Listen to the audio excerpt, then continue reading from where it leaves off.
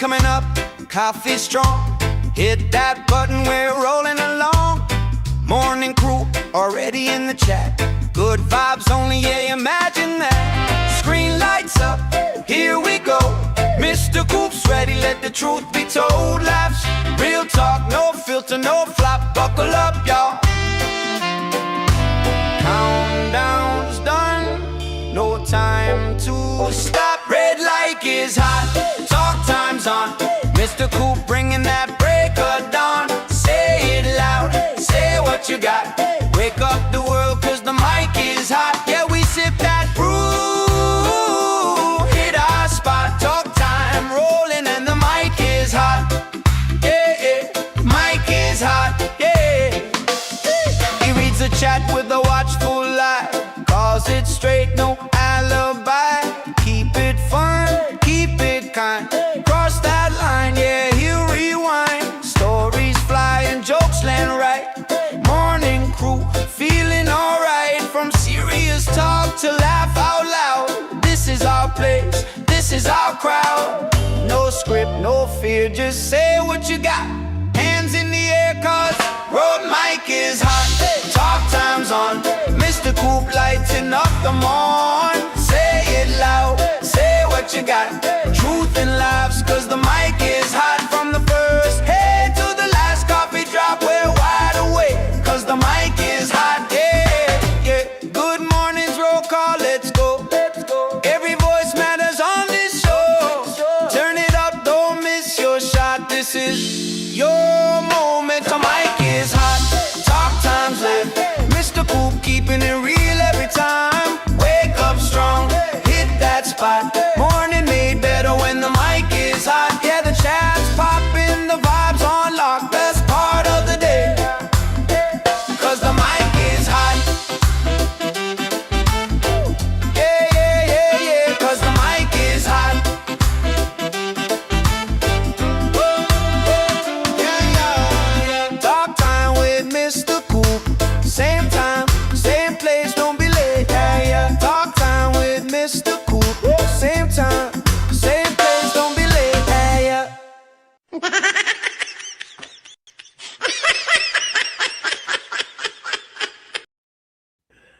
Hey, good morning, D. How you doing, girly girl? I'm doing a little bit better today than I was yesterday. I hear you there. I'm glad you're getting better. So, chat, what's up, my people? I'm going to go ahead and grab some good mornings here real quick, D, and we'll get started in this. We got Mr. Kiko, good morning. Big Dirt, good morning. Tammy, good morning. Charlie Sugar, Miss Karen's Books. Woo, yeah. Let's see who else. We got DR in the house. Good morning, girly girl. How you doing? Who else? Oh, look at there. We got Miss Nemesis is in the house. Where's that button at? Good morning, Nemesis. How you doing, girly girl? All right. Oh, there's Miss Colleen. Good morning. There's Lisa Clay. How you doing, girly girl? Let's see who else we got in here. There's Miss Nancy. I already got Tammy. You can go ahead and start hollering some if you want to. Okay. Let's see. Good morning, Randy. Alan. Hey, Al, how are you? And let's see. Grandkids Taxi. Dawn. Hi, Colleen. Hi, DR. Hi, Jen Thunder. How is everybody doing today? There's Miss Terry. Yeah. I saw somebody else just a second ago. I think it was T. Let me see. Where is she at? Terry, I think it was. Oh, Miss Lisa Clay, DR. All right. Where did it go? You got Jen Thunder, right? Good morning, Jen. Yeah. Al Walker. Good morning. Oh, by the way, guys and gals, yes. We got a new document. Yes. We're going to be excited. That's my fault. Coop was late. I brought it to his attention and we pulled it up and was reviewing it. Ozzy Leah, what's happening, girl? Good morning, good afternoon, or good evening, wherever you may hail from. There she is. There's Miss Terry. Good morning, Terry. How you doing? And you got Grandma's Taxi, didn't you? Yeah, Mercedes is in the house. Well, see, every morning I always scroll all the way back to the beginning Mm. and start saying good mornings. And so I haven't got to Mercedes yet. There's James. Good morning. There's Don. Good morning. How you doing? Uh, what is this? Jeanette. Good morning. Good morning. Oh, who we got? Just Jolanda. Good morning. Good morning. How you doing? How you doing? Everybody's rolling in. We already got 112 people in here. Wow. There's Mercedes. Good morning, Mercedes, over in the Rumble Dungeon. Now, see, if I had the overlay up, everybody would be able to chat it from both places. I got out of putting the overlay up because it gives us more screen room. You know what I mean? Right. With the overlay up, it takes up just a little too much of the screen. So I kind of stopped it a long time ago. Bridget, good morning. Good morning. Oh, Simba's in the house. Good morning. Good morning. Who else? Oh, Bonnie's here. Good morning, Bonnie from Canada. Wow. Storm Killer's in the house. What's happening, girly girl? Hey, Storm. Oh, Torhild. now you talk about a feisty little one. Now, Storm Killer's a feisty little thing. Now, I'm telling you. uh, oh, Lisa has to worry about all the people on YouTube. Well, I'm gonna tell you right now, she is the queen of trolling Lisa when it comes to Facebook. she she don't let up. I dang sure don't want her going after me. Right. Oh, Max Lab posted something, a filing on bankruptcy or maybe Fed 2. Yeah, it's Fed 2, Saren. Yeah, We got it. yeah, it's gonna be interesting. It's 19 pages. John, almost Boomercraft. We have a lot of flooding around here. Anyone wanting some water, please stop by and bring a cup. Oh, take as much as you want. Well, I hope you get to drying out up there, John. I sure do. I sure do. Oh my goodness. But yeah, the document that we're talking about, guys, it's 19 pages long. So that's going to be an entire stream all in its own. Oh, we got Miss Terry come rolling in with 5 gifted memberships. Wow. That's awesome. Thank you so much, Terry. And welcome to all the new Coops. Welcome to the jungle. All right. So, what else we got here? You got some more new people you want to say good morning to? Oh, there's Or Nanny Clampett. Good morning, Nanny. Good morning, Sharon.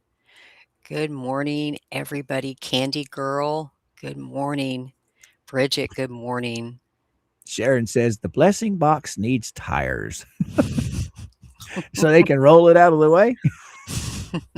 Green Flamingo. Good morning, young lady. Oh, there's Lisa Rats. How you doing, girly girl? Good morning. Good morning. We'll just let people start still trolling in because we still have 10 pages of the document that we got from yesterday to finish up on. Mhm. Fire Dad. Good morning, my friend. Been a while. Been a while. Glad to see you. Glad to see you. Yes, it has. Nanny Clampett, what you got to say? You're going to have. Oh, she's posting Green Flamingo stuff. Daisy Jane, good morning. Good morning. Oh, Now, Al says that 182 is actually 34 pages long.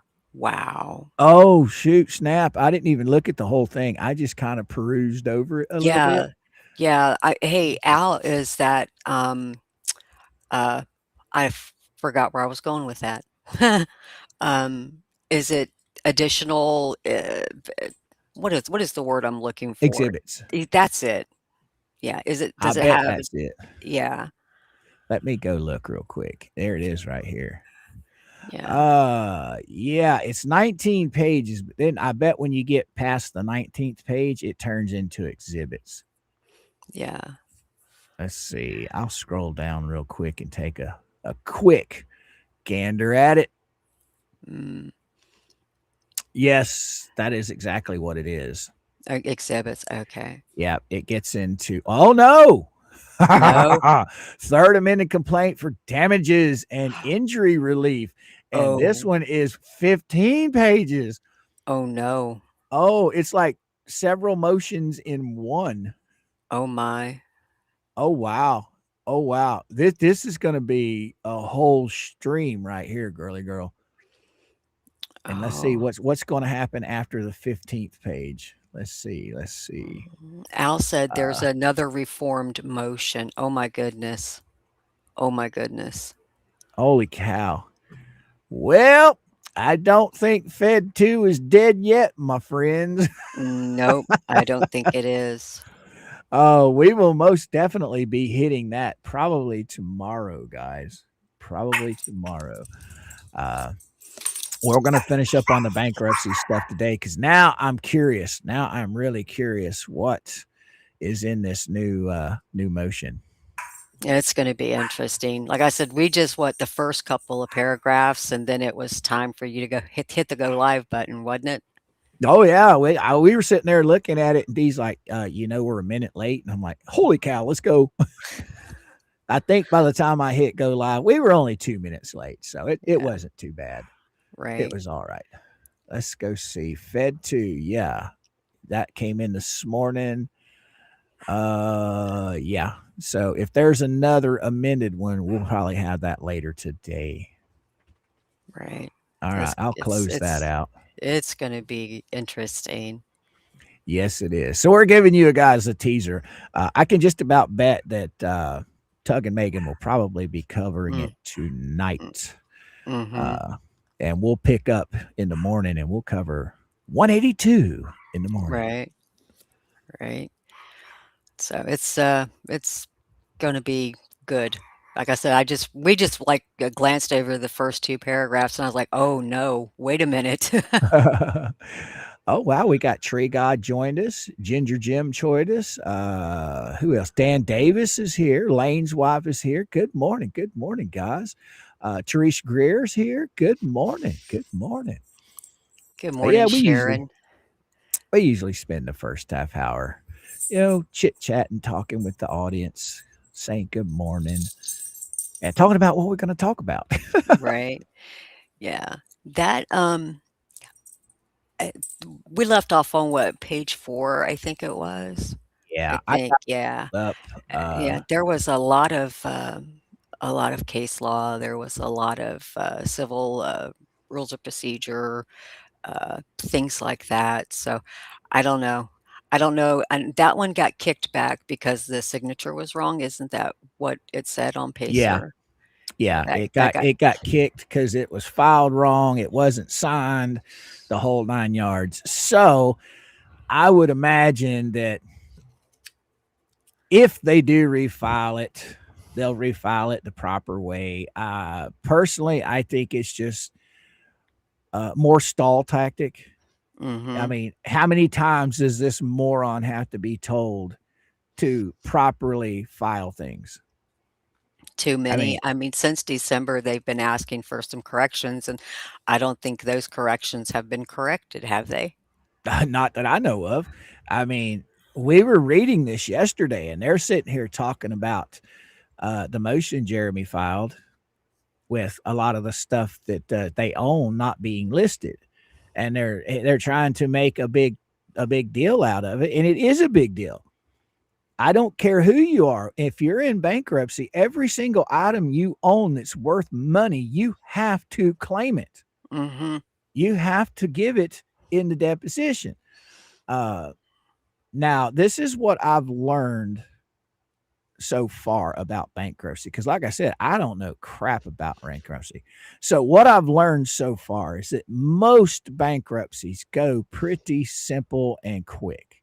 They're not drawn out unless the trustee suspects that you're hiding stuff. Right. If they suspect, Yep. Then it gets drawn out. then it turns into a whole new beast where they start bringing in these investigators to investigate all assets. They start bringing in legal teams for all the legal services. Now, this is what I've learned. This is what I've gathered.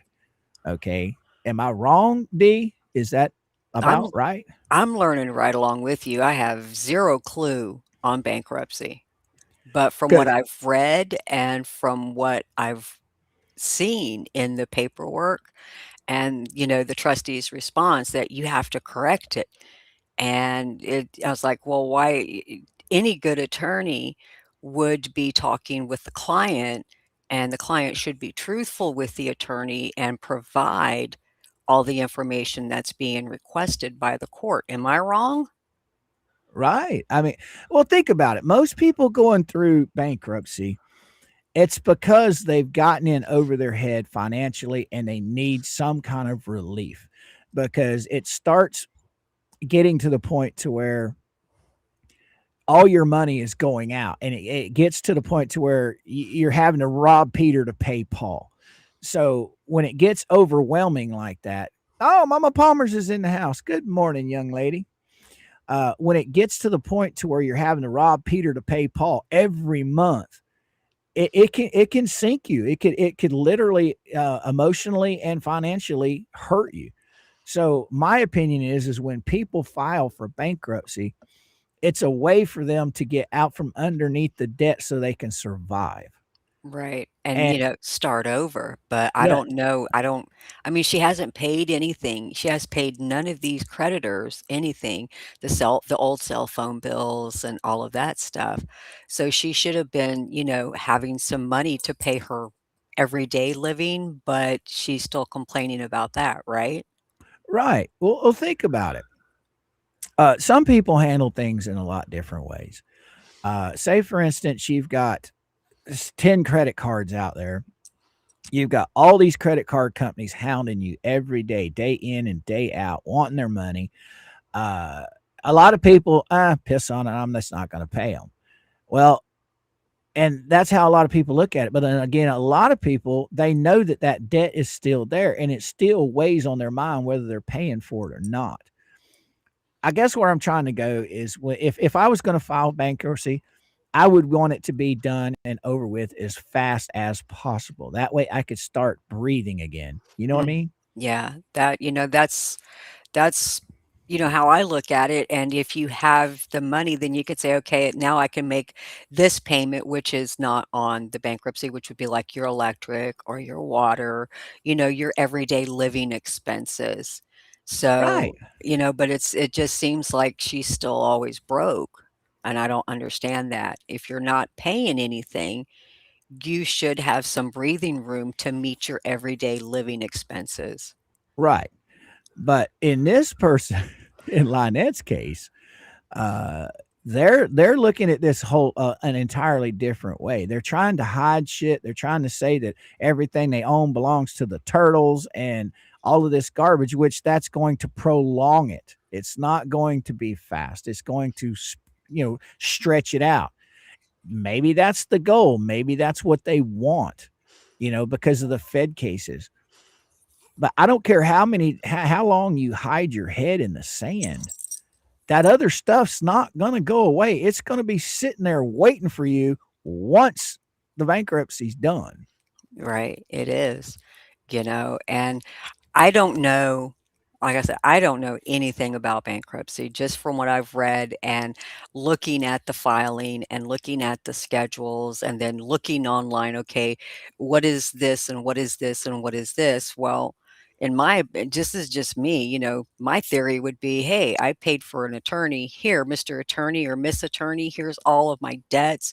Here is this. I need all of this gone because I am neck deep in it and I can't survive.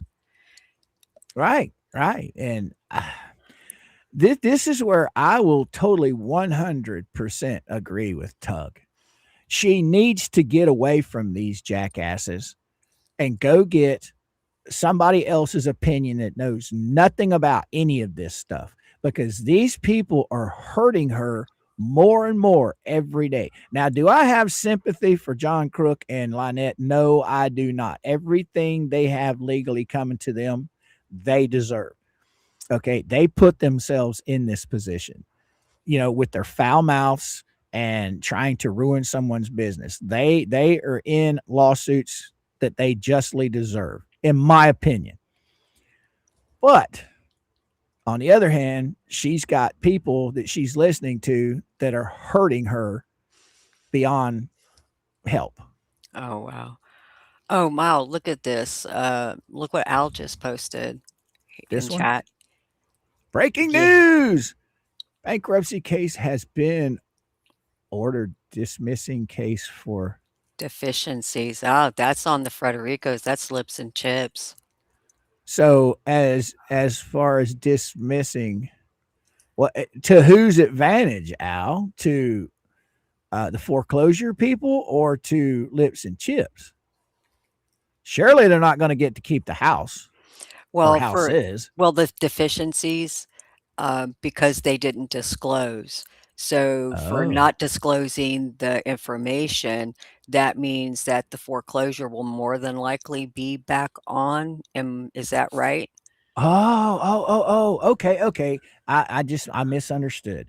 He's talking about bankruptcy, Mhm. okay, not the foreclosure. So they pulled a Lynette. They went into bankruptcy trying to stall the foreclosure so that I guess they could just stay in the houses longer. Right. I guess. So by not disclosing all of their assets, is that how I'm reading it? It says deficiencies. Deficiencies could mean anything on the schedules. It can be anything Ha. Now, did they file before or after Lynette? after. Oh, so this could wind up being the same thing that happens to Lynette. Mm, Or are they just mm, going, I don't know if they're going to let her out of it or not. I don't know. I don't think they will. I think the information that's been provided is put them in neck deep. I don't think they can get out of a seven. Look at Randy. You won't have money if you buy a lot of street pharmaceuticals, salesman. Yeah. Well, I don't know, Randy. I can't say one way or the other. I personally, I've never sold her anything, and I don't know of anybody that's ever sold her anything. I've heard, but Mm-hmm. I can't say for certain. But Mm-mm. yeah, it is a good comment that you put up there. You could be right. Big Al, yeah, usually if there's a bunch of deficiencies, they just drop the case with the court. And so you're on your own, but we're not giving you any relief. Oh, okay. Al says the foreclosures are back on 100%. They are in extreme hot water now. Oh, wow. Mm-hmm. So now's when the sheriff's department comes out with eviction papers and movers and says, you can move it right now, or we're going to put it out on the street for you. Yeah, well, now if they give them the chance to refile it to correct the deficiencies, then that's another another way for them to refile it. Now, Tammy's got a good point. To me, LP does not have, or doesn't have, or doesn't own enough to even file bankruptcy yet. Well, Now, when I read up on bankruptcy, they have a means test, and you have to meet that means test. When I say means test, uh, your income has to be below a certain amount. That's what I read. okay. So if she fell below that threshold, then she met the means test, and so she could file it. Let's see. I think Randy and Jeremy has kept LP's bankruptcy going. LP perjury, saran wraps incompetency. It could be. It could be. Uh, Now, my honest opinion about this whole thing, when it comes to Randy and Jeremy's involvement with the bankruptcy, uh, I think the trustee has been informed that the whole bankruptcy was just a sham. It was a tool that they tried using, or they're trying to use, to get rid of the federal stuff. And I think the trustee sees this. And so at this point in time, by them not filling out the paperwork properly for the bankruptcy, I think the trustee's going to say, no, no, no, no, no, no. You've done used this court for scrupulous, for stupid shit. trying to get out of something else. So we're not going to let you just bounce on this. Okay, we're going to go the whole 9 yards. Right. That's how I see it. Right. What's your opinion, D? Yeah, I don't think they're gonna let her out of anything because they're gonna wanna see this through the end because there's so much that was not put in there, and it needs to be in there, and I don't think they're gonna let her skate. I don't. Well, you remember Judge Grobe, right? Yes. Judge Grobe, he saw through this Yes, right he from the did. beginning.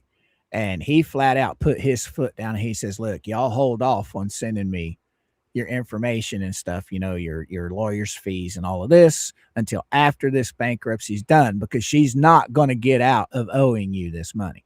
Now, is Jeremy and Randy ever going to see the money from him? No, they're not going to Mm-mm. see shit. Mm-mm. But as I've said over the past year, if he wins this in federal 2 against Crook and Lynette, they will literally be financially slaved to him for the rest of their natural lives. Because knowing Jeremy, he will garnish their bank account, and you can't go. I've heard mixed stories on the disability. Some say you can garnish disability, some say you can't. But what I do know for a fact is you can garnish a bank account. And where does your disability go? It goes into the bank account. Right. See, if she's commingled, and I think she admitted that she commingled the funds, so it's open season on that account. Now, if it was a separate account and the funds weren't commingled, they cannot touch her Social Security unless it's for tax purposes, for Right. back taxes.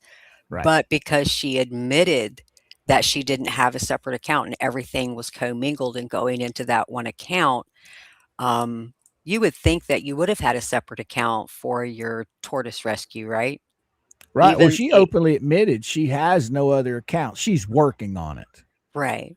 Now, So she says she's had this rescue for 10 years, and all of a sudden now she's going to work on getting everything done properly. Really? and this is after the fact, right? So would Right. you not Right. do it before the fact? Exactly. Oh, Big Al, Jeremy will probably get what he wants. LP gone from the property and away from Otter Creek. Now that's a huge possibility right there, Big Al.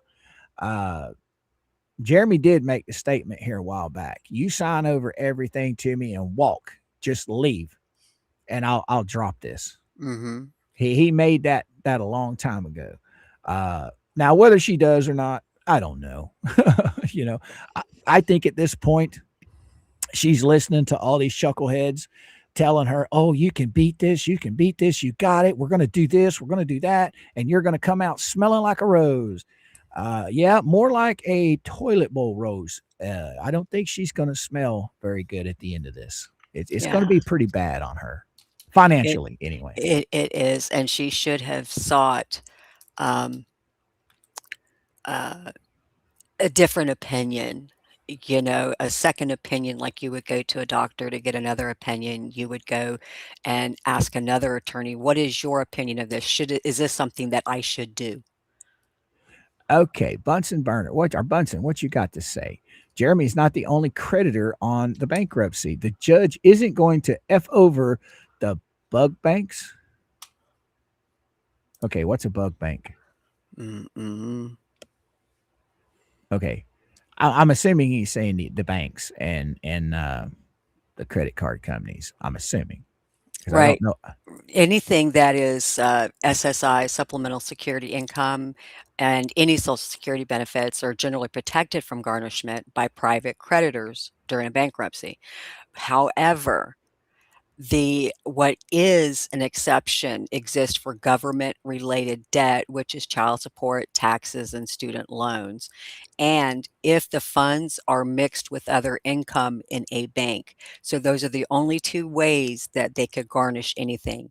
Other than that, if she had two separate accounts, they would not be able to touch the one where the SSI checks get deposited into. So, Oh, yes, buffed old man. Yes, there is. He has filed for leave to file a third amended complaint. You are most definitely right. It's going to be, well, we were going to wait on that, but yeah, it's going to be on LMNOP and paint chips. You are right. We'll be covering that tomorrow because we got 10 pages left on this one today. Mm-hmm. What time is it? You ready to jump into this? Sure. Because I know you and I are going to have questions. Mm-hmm.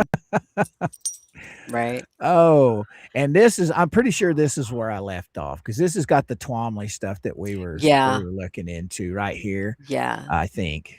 Yeah, dismissing fraud claims that rest on vague. Yeah, I think the Twomley stuff was right up in here somewhere. Yeah. But I know we were on page 4.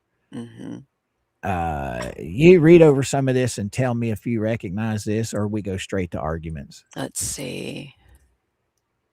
Yeah, there you go. 1, the debtor made a statement under oath. Yeah, we read that, right? Yeah. Yeah, so we're on Arguments. Yeah. Yeah. Count 2 pleads 2 different statutes and states a claim under neither. Count 2 is captioned Objection to Discharge under 11 U.S.C. 727A2. Complainant 6.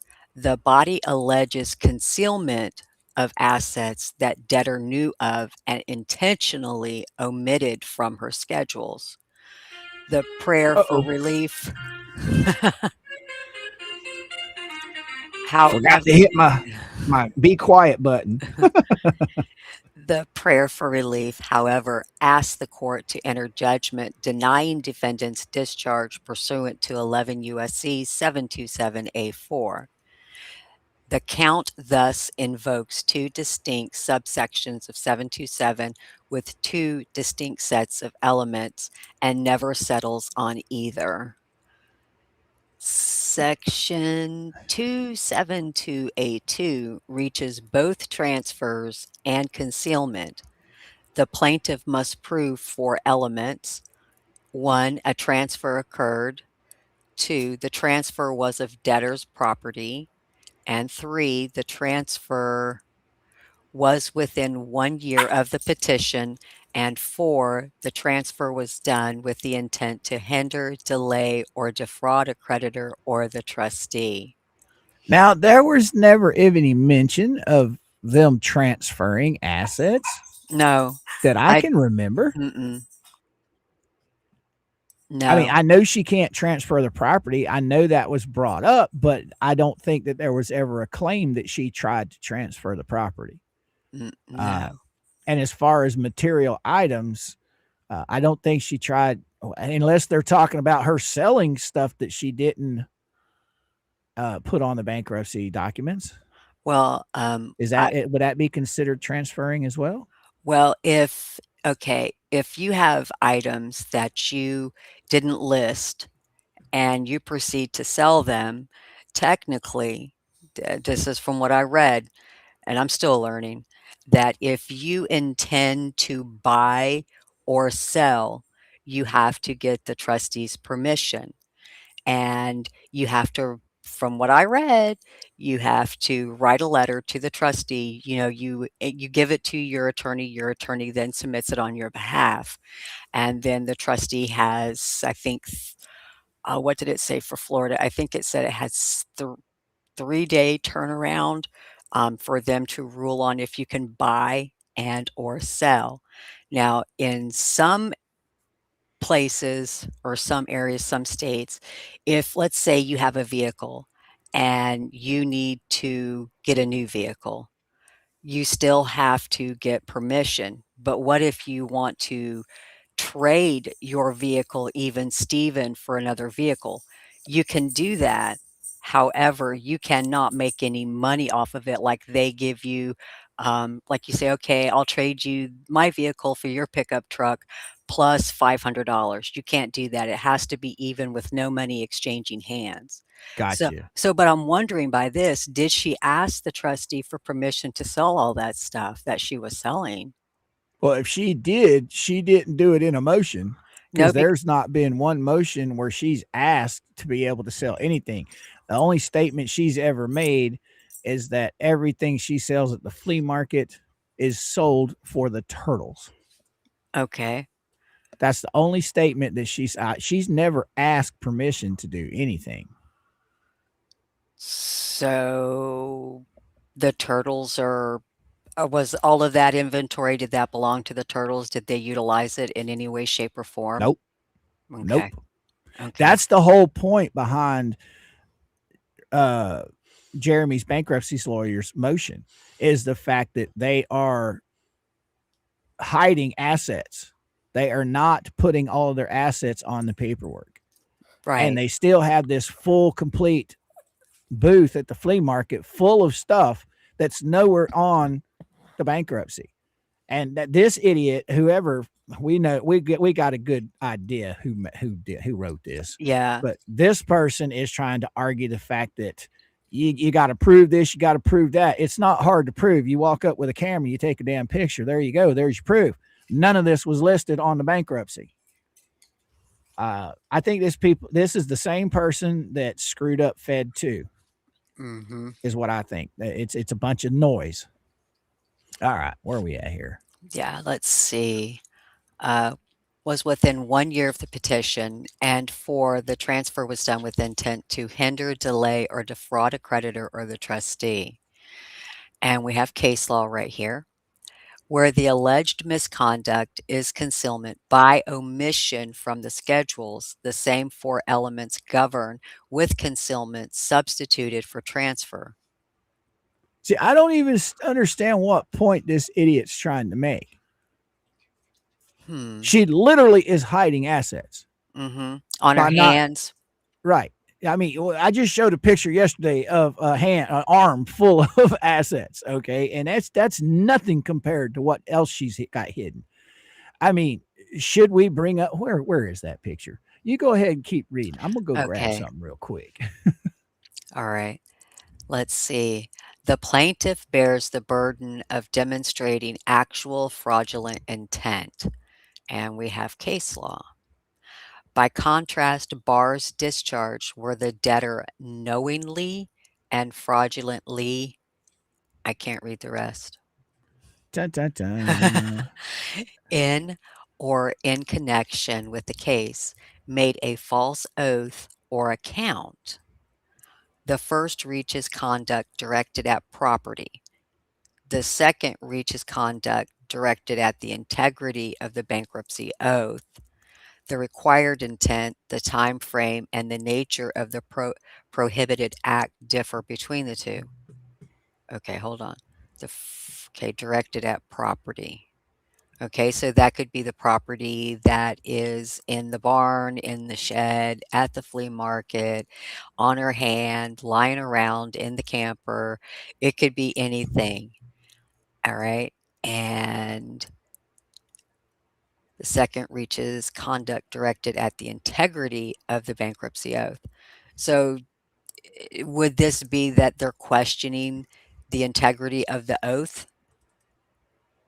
Could Um, be. I mean, so they're saying that the oath of the bankruptcy court, when you're under oath, or the oath that you swear to tell the truth, the whole truth, and everything you've put on here is the truth.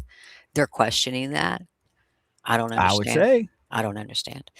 The required All intent, right. the time frame, the nature of the prohibited act differ between the two. I don't I no, I don't know. All right. Hold on just a second.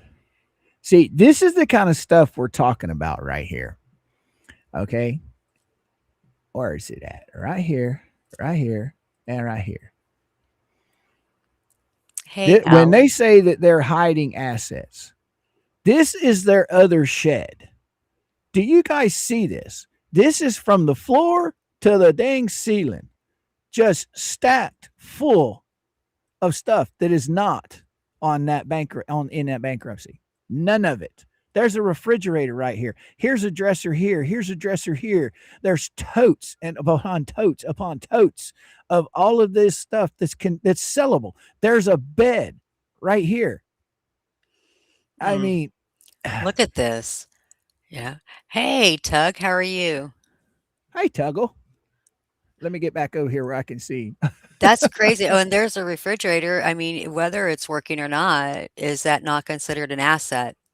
Exactly. Okay. So how can they sit there and say, how can this idiot who wrote this say this when here's a whole shed full of assets that are not claimed? So you're telling me that the turtles own all of this? I guess. I don't know. Hey there, Tug. What's happening, my man? I was busy looking for a photo, so I missed you, sir. Okay, yeah, Florida flipper, you're right. Lumber, toilets, water heaters stored in the barn dominium, right. There's all of that too. That wasn't listed. Okay. Now, Yeah. and see, this is just one photo that was taken by the sheriff's department. Okay. I think this was the sheriff's department. There are many, many more with many, many more assets that have not been filed, that she has not filed any of Mhm, this stuff with. mhm. Exactly. So, There's a dresser. Is that a dresser? Can we have a dresser? yeah, It looks like 2 dressers. There's one yeah, next there's, to the fridge, and and I mean, you got, you got this one by the fridge. You got another dresser here. Uh, looks like a bookcase in the back. Yeah, up here at the top, it looks like a big. That's probably either a queen or a king size bed. Lord knows what's in the totes. There's a lamp shade. Uh, Looks to be what, like an antique lampshade. I don't know. Uh, I mean, this looks like luggage back here. That right there, I think that's maybe a bookcase or something. Bookcase or another dresser, I'm not sure. And then this back here, I don't know what that is. It's probably another, dresser or something. There's just I don't see how these people, and then of course you got all the clothes. Well, you know as well as I do, when people do garage sales, they'll throw them clothes out there for a quarter, 50 cents a piece. It's worth something. Right, it is. That's just So crazy. That's craziness right there. She has nothing, but yet she has all of this. So if you don't want this, well, you can, sell it. right, right. Oh I gosh. don't get it. I don't get it, girly girl. I really don't get it. How they can sit there and make this claim when you have all, and like I said, this is just one picture. That's one, yeah. Uh, I can't remember if I have all of the others or not. I'll go look real quick. If you want to continue with your stuff there, I think you left off on Right. right here, didn't you? Yeah, right. The complaint alleges that the debtor concealed property by omitting it from her schedules. Concealment by omission can support a claim, but only if the plaintiff alleges each of the four Perry elements. The complaint alleges none of them with the specific Rule 12b-6 and Rule 9b require. It does not identify when the alleged concealment began. When she moved onto the property, maybe? I don't know. That's The- when the concealment, what did you say? When the concealment concealment what? began. So it began Uh, when she moved because she had nowhere to put it because there was no house, and so she stored it in the shed. She got the 2 sheds to put everything in. well, what about it started when she started started the bankruptcy? I mean, Well, when she was required to fill out the paperwork and right, she decided not to put her items on there. That could be when it started being concealed. right. But, I mean, she's had it this whole time, and she's taken pictures of her own stuff, and she's posted those pictures online, so she's had it all along. I don't know. It does not allege that the property at issue was, at any specific time, in the debtor's possession or control. Huh? It's a shed full of shit on her property and she doesn't have control over it. Okay. And it's not okay. It does not allege that the property at issue was at any specific time in the debtor's possession. Okay. Alrighty then. So it's not on her property, so it's not in her possession. Okay. and it does not allege that the debtor intended to hinder, delay, or defraud any specific creditor or the trustee. Plaintiff alleges only that the omissions were made knowingly and fraudulently.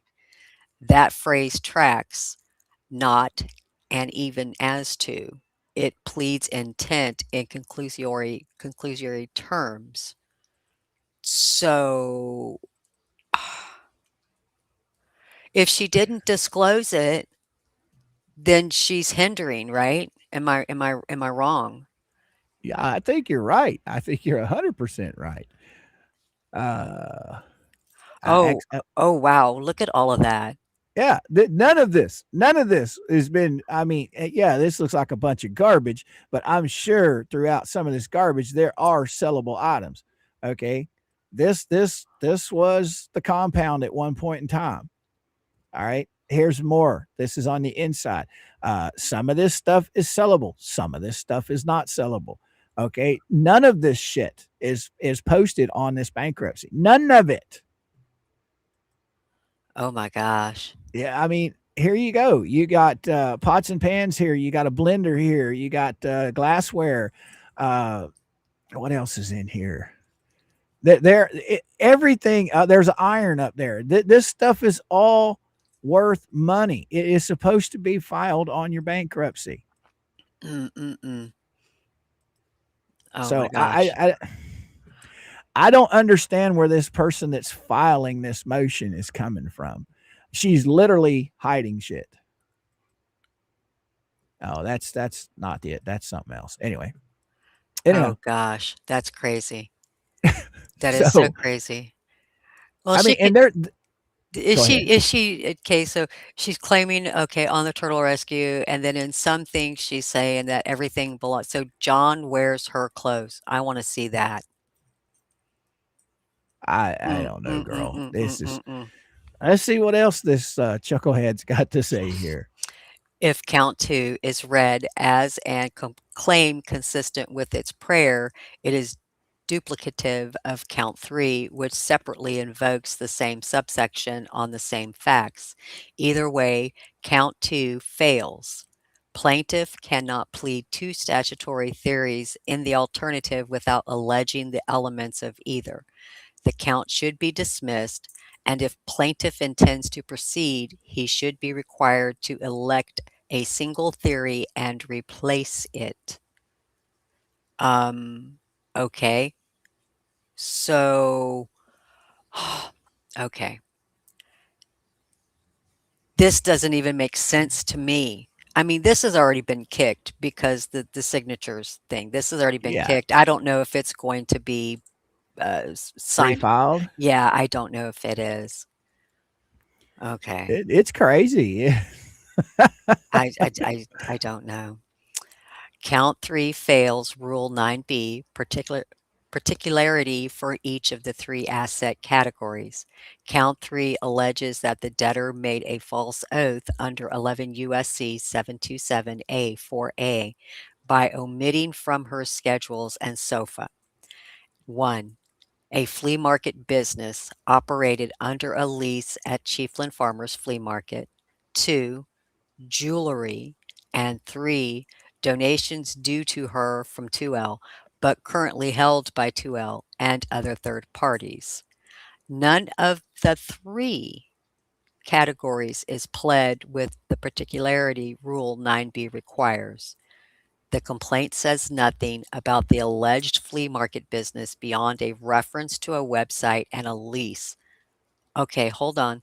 So if she has a lease and it's in her name or the Turtle Rescue name or whoever's name, and she's there every weekend and she's conducting business, so how is that not saying, hey, this is where she's putting it online, that she's at work, she is working, she is making money, she is selling this? That's not I, just a reference. I just don't see how they can sit here and say that the flea market, the jewelry, and donations due. I don't see how they can argue this as not being false. She did not disclose the flea market business. So therefore, that's fraud on the court. She did not disclose all of the jewelry. So Mm-mm. therefore, that is fraud on the court. She did not with the donations, you know. So how are they saying this is false under oath? She hasn't stated it because she wanted to hide it. Am I wrong? She never disclosed any of it. No, it was disclosed by third party Right. creditors. Right. But I'm saying she herself needed to disclose this on her Yes. schedules, and she did not do it. Oh my goodness, this is Okay. wild. And it says the complaint says nothing about the alleged. It's not alleged. She's there. She's put herself in pictures. There is video of her working there. Yeah, she's posted it all over social media. She's talked about it all over social media. So I don't know. I don't know. It's just crazy. But see, now here's something that comes to mind, D. Okay, look back at Fed 2. Okay, we all know that the judges and stuff that are on these court cases, they only see what's put before them in writing, right? Right. They're not looking at it as the way we're all looking at it, that we see this stuff every single day. Right.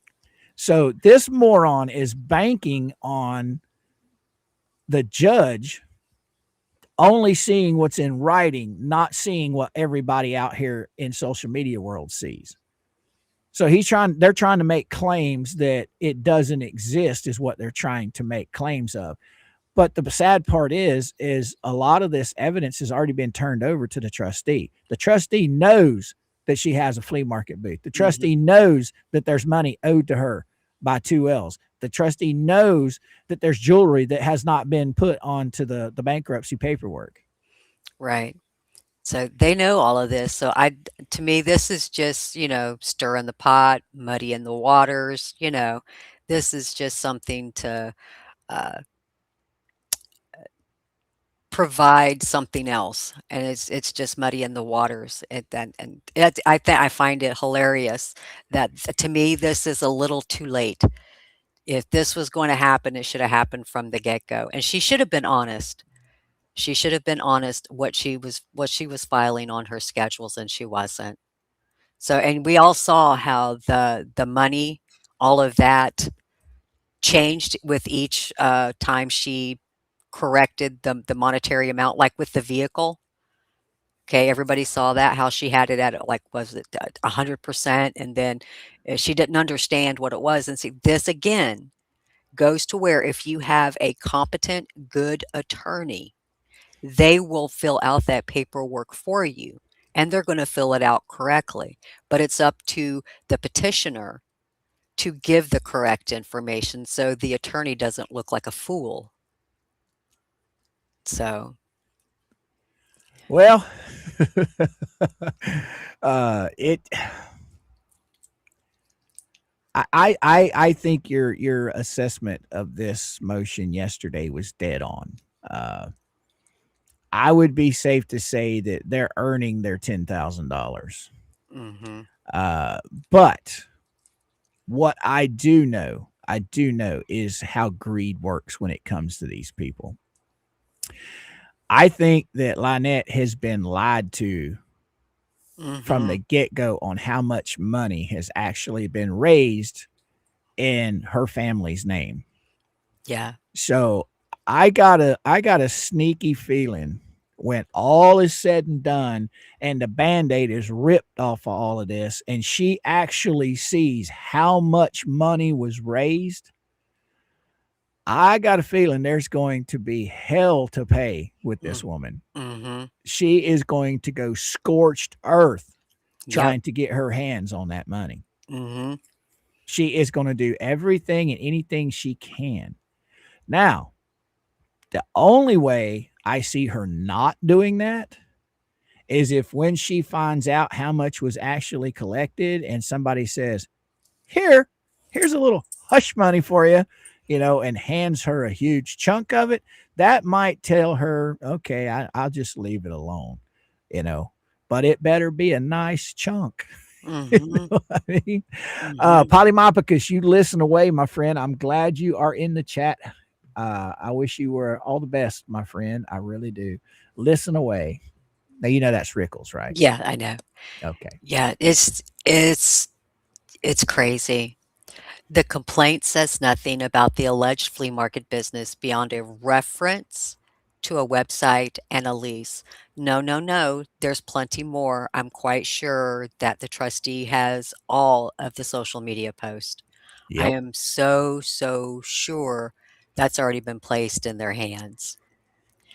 Plaintiff does not allege what the debtor's interest in the operation actually is, whether sole proprietorship, vendor at a third-party market, employee, helper, or something else.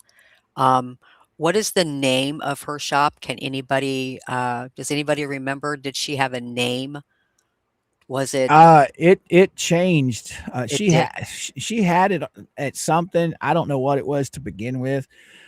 Now I think it's changed to something that has to do with her daughter's name, if I'm not mistaken.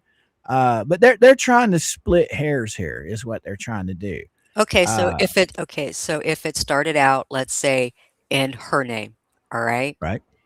And then she turned around and filed this, and then she decided to put it in the child's name. Would that not be changing names on something, on a business? Transfer of Or, property, maybe. I mean, it's really not property, it's a business. I don't know how that works.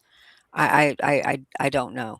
But, if she at one time had it in her name, to me, I would think that would be sole proprietorship, right? Right. If I can't remember what the name of her thing was at the flea market at one point in time. I do remember that they changed it to something that had to do with the child's name. It might even be had changed again into the it's a shell thing. I don't know. I have no idea. When it comes to flea markets, I really don't see people putting a name on their flea market booths. well, some of them, It's a yes, I've seen some that say, Jazz's Gems, and you go in there, and the lady goes by the name of Jazz, and she right. sells necklaces and stuff. And So usually those are the people with booths, right? right, yeah. All right. So she could be, I guess, technically classified as a business. Mhm, I don't know. I don't know. I think this is all garbage, though. I mean, there's literally videos of her and John in there selling shit to people. mhm, yeah, Not once have I ever heard her claim that the flea market was not hers. right, I mean, now she's claiming that everything that's sold in it is for the turtles, but no, there's only so far you can go with that. yeah, and if she's selling stuff and she's collecting money, is she putting that money into it's a shell thing account, or is it going into her personal account? Personal account. It goes into her personal account, which means she's commingling funds, which means she is considered fair game. Yep. And just like you said, it's all going into the same bank account. So Mhm, regardless if it's a shell thing, regardless if it's her as a worker or her as an owner, it doesn't matter. All the money collected is going straight into her bank account or her back pocket, one of the mhm, two. right. She's not being paid as an employee. Did she get a 1099 last year I doubt it. from herself? I doubt No. it. So, all right. What else we got here, D? Okay. Plaintiff does not allege when the activity began or whether it continued as of the petition date. OMG. It's still being going on right now. So if I was the plaintiff, because we know who they're calling the plaintiff, they're Mhm. calling the plaintiff Jeremy. If I was the plaintiff, I would literally go to the flea market. I would literally take a video, stand there with the camera rolling, and then send it to the trustee. Okay, this blows this out of the water. Right? Plaintiff does not allege whether any inventory or equipment exists, what it consists of, or what it's worth. Hold the phone. Hold the phone. That's not his That's it. responsibility. Everything's already been turned over. If I'm not mistaken, all the screenshots have been provided, all of the videos been provided. Right. everything. So Like we were talking about yesterday, Jeremy's a creditor. He's just turning over knowledge. The ones that evaluate all of this and find out what the inventory is worth and all of that, that's the trustees department. That's the investigators department. That's not Jeremy's department. exactly. They're to go in and do inventory. I mean, that would be their job if they're going to collect assets. They would say, okay, this is an asset, this is an asset, and they would pull it up online to see what it's worth. Okay, they're going to go by fair market value on it, I would assume, I guess. Right, probably. So, going by fair market value, just like fair market value on the property, fair market value on anything on that property. See, So, to me, this is all that this whole motion is complete and utter garbage. I That's agree. just my opinion. Okay. They're trying to you were telling me after we got done yesterday, you were talking about this adversary uh, Proceeding. proceeding. I honestly think that you're absolutely right. They're trying to push that issue. They're trying to push that narrative. So I don't know. I mean, this is just it's crazy. This to me, everything that's being stated in here, the trustee already has. Right. The trustee already has uh, proof. And hiring the investigative attorney, that's their job. Their job is to dig for this. Their job is to look at it. So, Yeah. See, Jeremy, his lawyer in the bankruptcy, he's just turning over their acknowledgement of stuff. right. Like I said, and you've said, the investigative part of it is not Jeremy and his lawyer's responsibility. It's the McMullen team that was hired by the trustee. That's their job to go Exactly. in and see, okay, look here. We've got a chest of drawers over here worth $50. Why wasn't that listed? We've got a refrigerator over here worth $100. Why wasn't that listed? Oh, look, here's another chest of drawers that's $75. Why wasn't that listed? Mhm. Okay, that's where the investigators come in my opinion, anyway. Oh, what do we got here? I got Shirley. I was wanting to read her comment real quick. The trustee hired this investigator attorney to dig for all the stuff, not Jeremy. They need to do their job. Jeremy had steered them in the right direction. Now it's up to them to finish it. Exactly.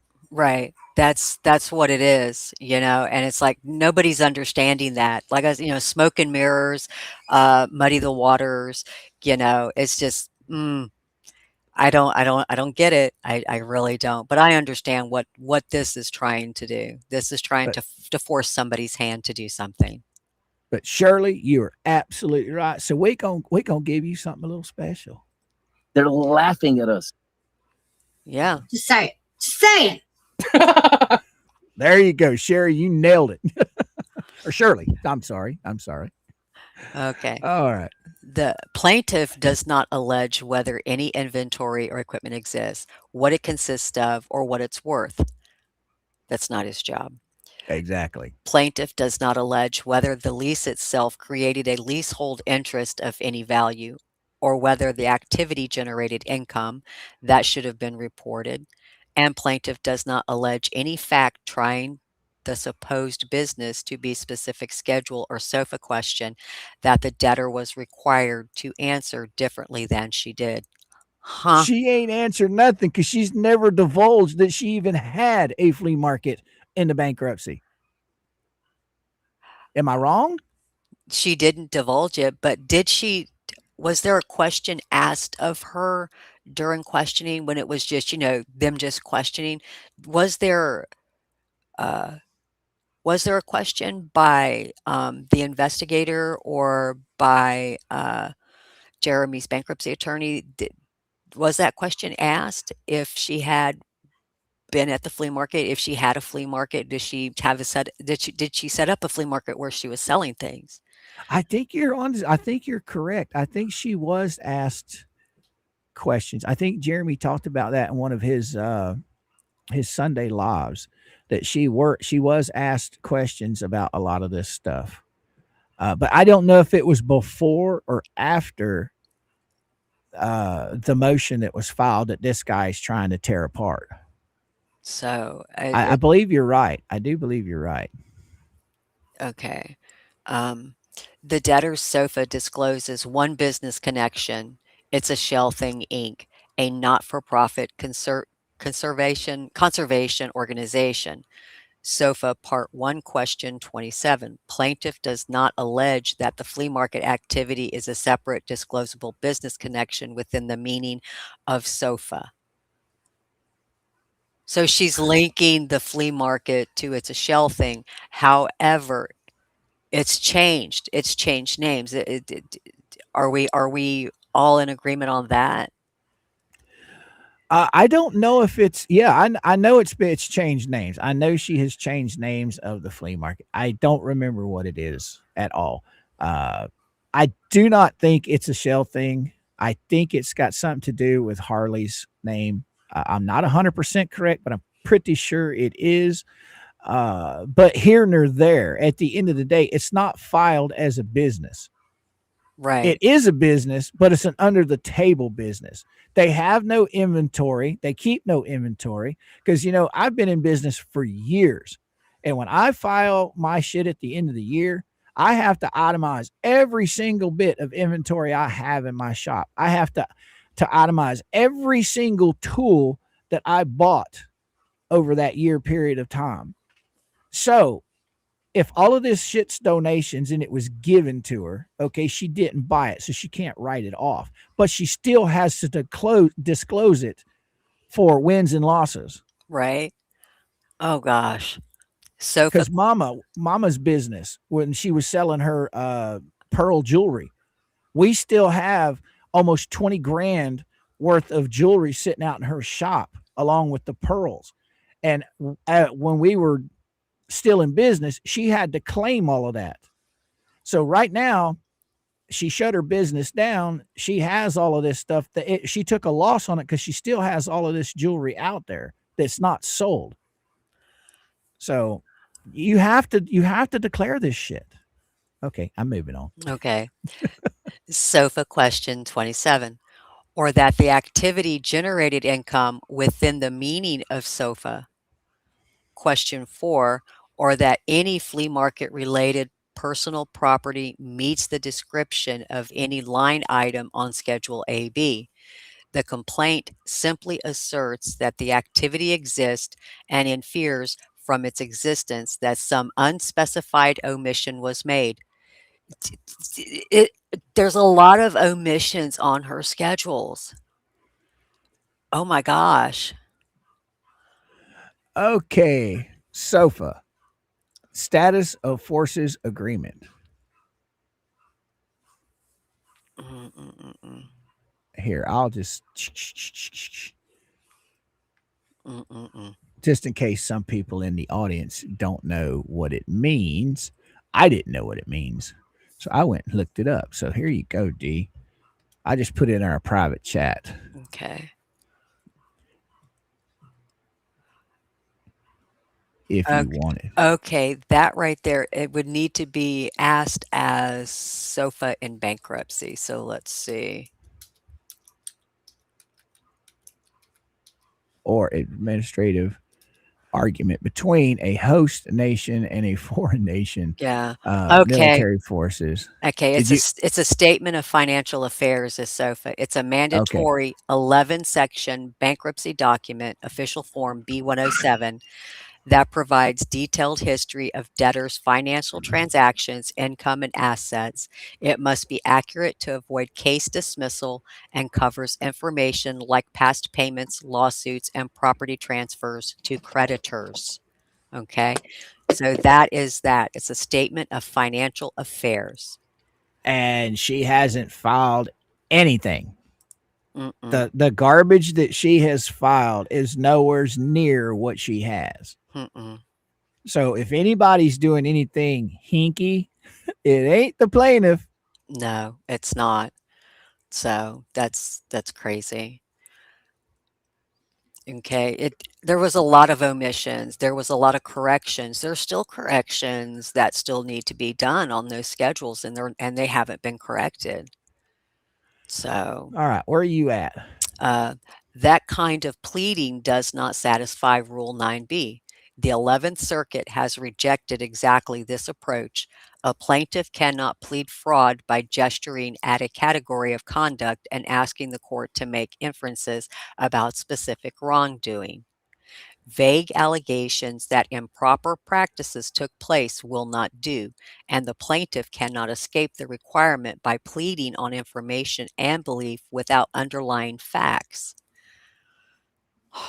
Okay. Now, D, I could see them filing this and this motion having merit if Jeremy was the one that was required to give full transparency and was required to give evidence.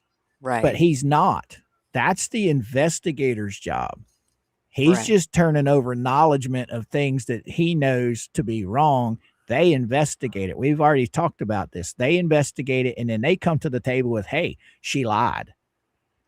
Now, if it was the other way around, if Jeremy was suing Lynette and he filed this motion, yes, I could see where this pile of garbage here would be worthy of reading. You know what I mean? Because then Jeremy would have to prove. You know what I'm saying? Right. He would. But this is okay. Oh, Okay. Rob Pate, what you got to say?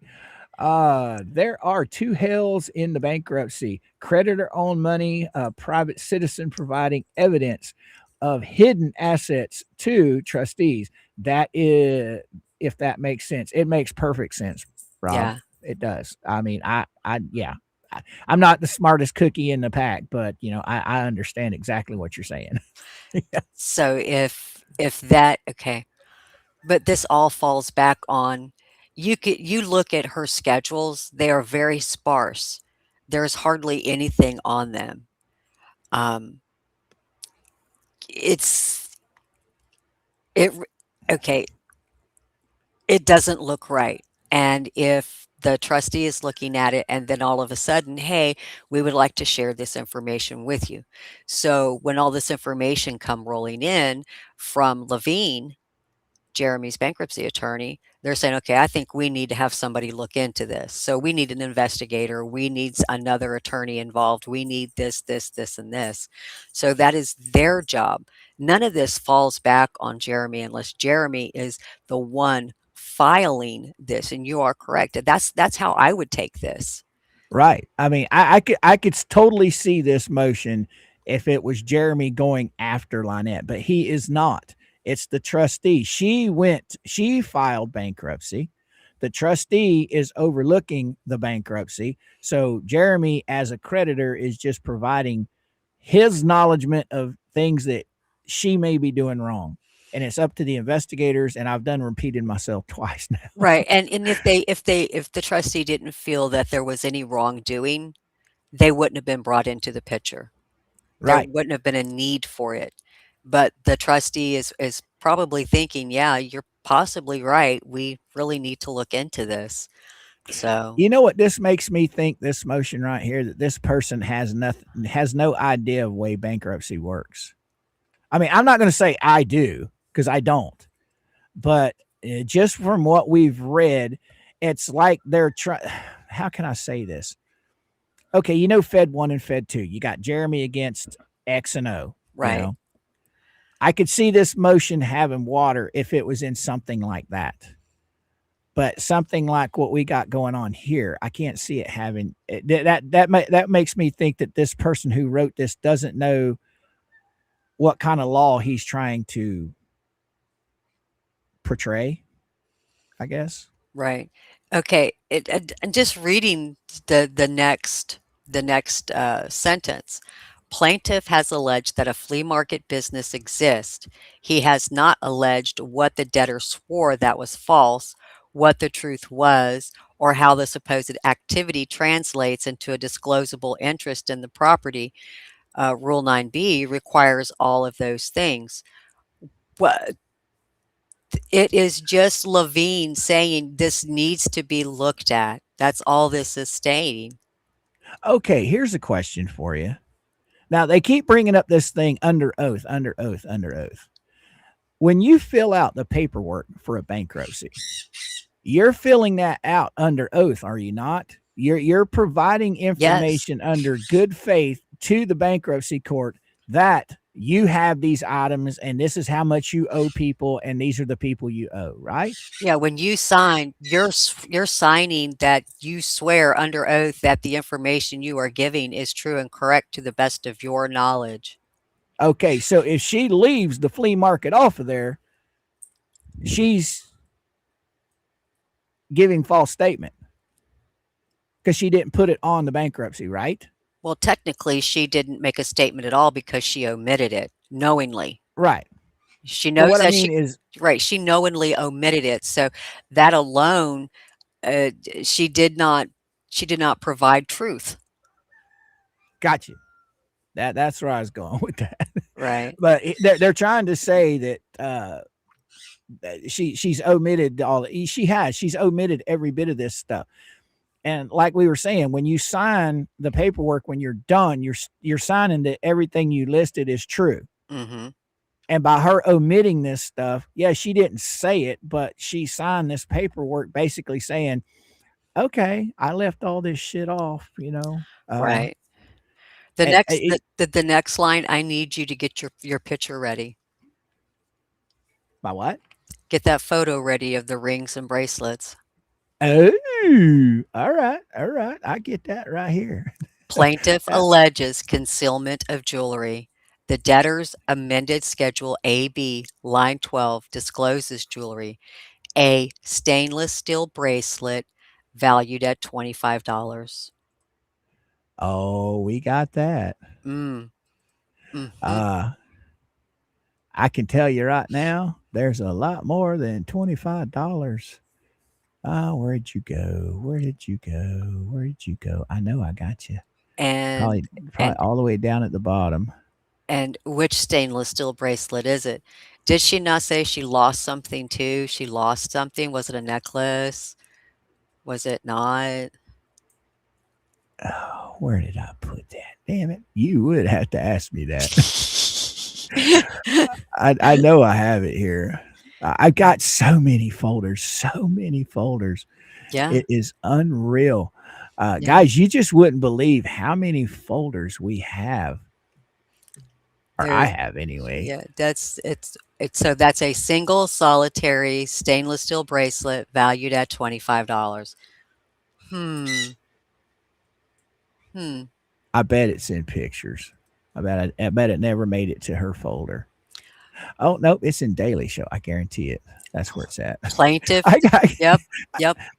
I got to get all this stuff organized again. I had it organized the other day, and I totally bunfuggled it up. Because see, I put everything in my Daily Show when I'm going to talk about stuff that day. So and then I just Miss Tammy, you're right. It's as bad as while LP was telling the trustee she only owns one bracelet worth $50 while wearing all that jewelry. So, that's okay. Yeah, right here we go. Yeah. Right here we go.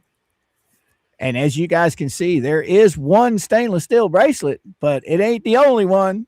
No. So which one? Which one? Yeah.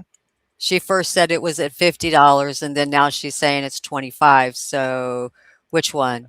Let's see. You got 1, 2, 3, 4, and then all them little chains. I don't know. There's a lot more than one there. And then now let's look at her gaudy claws up here. You got 1 on the front finger. You got 3 on the middle finger. Looks like you got another 3 on the other finger, and you got 1 on the pinky. Does she got 1 on the thumb? That would just nope. I'm surprised she don't have 1 on the thumb. And guys, this is just a small amount of the garbage that she has omitted from her bankruptcy stuff. Just a small percentage. I mean, we showed the shed while ago, and now, and then this person sitting there filing this motion, disputing all of this. How can you dispute this? This came straight from her video. Yeah. As a matter of fact, I'm pretty sure I played that Yeah, you did. on here. $25, one stainless steel, A as in singular, stainless steel bracelet valued at 25. Oh my goodness. Plaintiff does not allege that any other specific item of jewelry exists, that it has any specific value, that it was in the debtor's possession at the petition date. Oh, oh. Or how plaintiff knows about it. Weren't they on Zoom? Yep. Yep. Didn't she have her hand and everything all up in the camera Yep. on Zoom? Yep. Okay. You're 100% right on that. Oh my goodness. I Oh don't my even gosh. know where I put them dang videos. The contrast with the cases that have actually denied discharge for omitted jewelry is instructive. The 11th Circuit affirmed denial of discharge under 727A4A, where the plaintiff identified the omitted items by name: a Rolex watch, a set of silver flatware, 2 shares of AT&T stock, golf clubs, and 2 Dimity sterling silver cups. The record contains specific descriptive detail. The watch was valued at 1,000, silver flatware at 400. Rolex was on the debtor's wrist, and the debtor former spouse confirmed the existence of the omitted items. Well, while she was on Zoom, I'm quite sure the trustee saw all of that bling going on in the camera. So, don't know. Yep. Yep. I know when she was on Ohio Zoom, that's where Jeremy was first talking about it. And then the picture I just showed, that literally came out of her video. But regardless of whether or not she owned it at the time they're trying to state, she owns it now. She's in bankruptcy. Why is she buying jewelry? Why isn't she paying her creditors? So is that what they want us to believe, that she bought this jewelry after she filed for bankruptcy? Okay. If she bought this jewelry after the bankruptcy was filed, why did she not take that money she spent on that jewelry and pay her creditors? I don't know. Was a trial decision after factual findings, not a motion to dismiss, but it illustrates the level of specificity that supports a jewelry claim.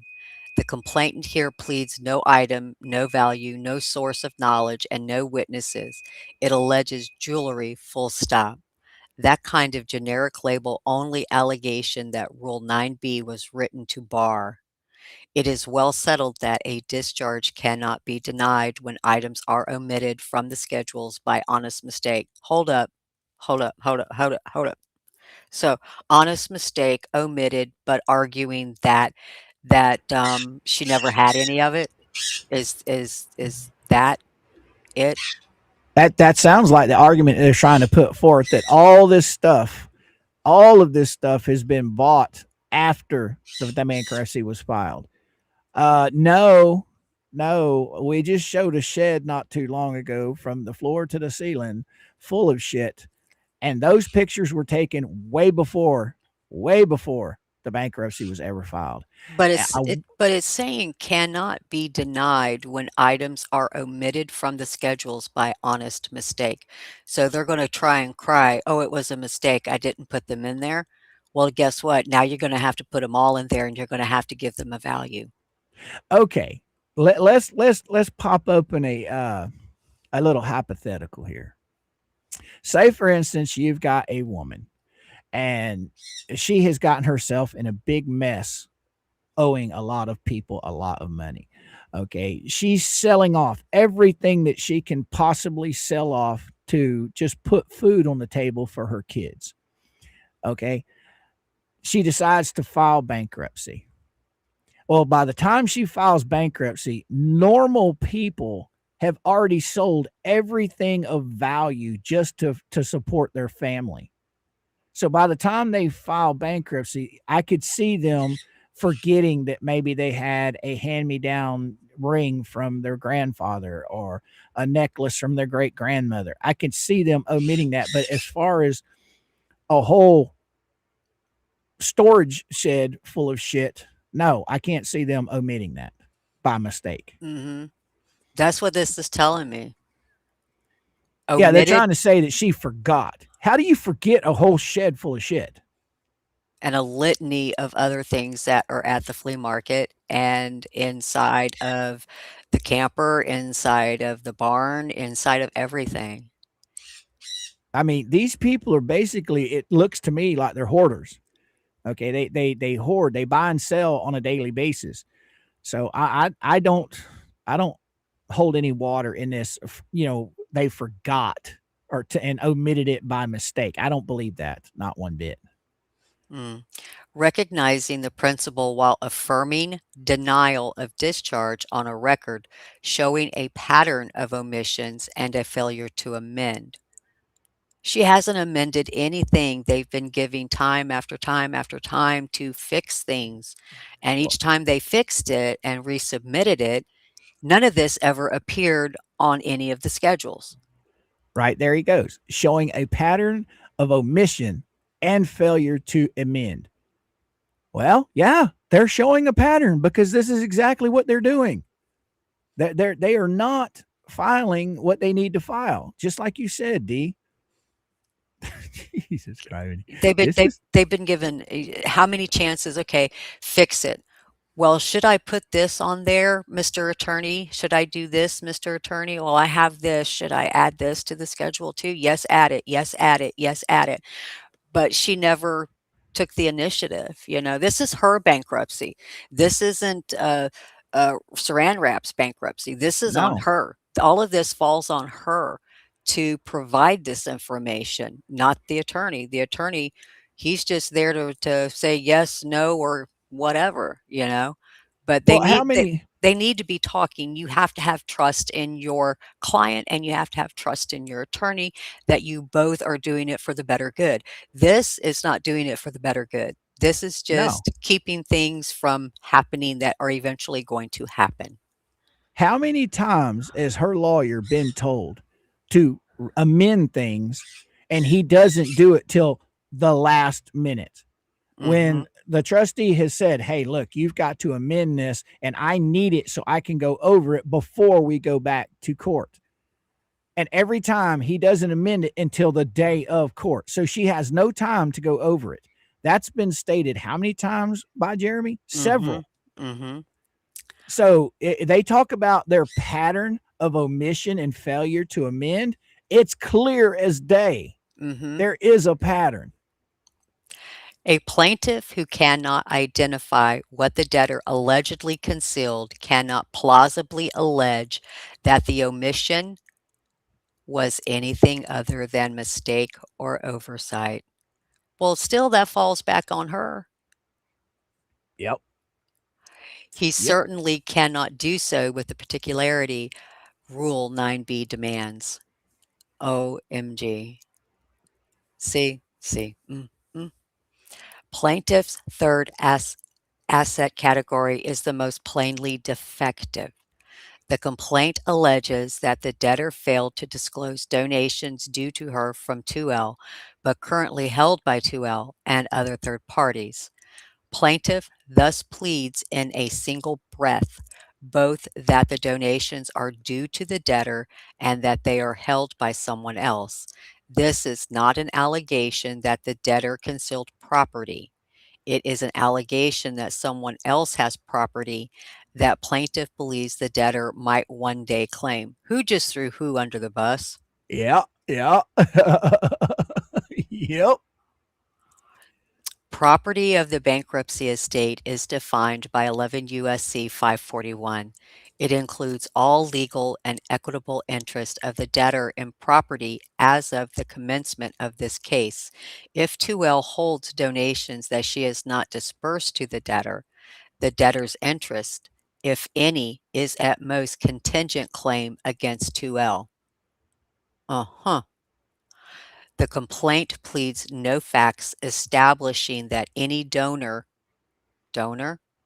donor intended the funds to belong to the debtor on the petition date, that the debtor had a right to possession of the funds, or that the funds were earmarked for the debtor in any legally enforceable way.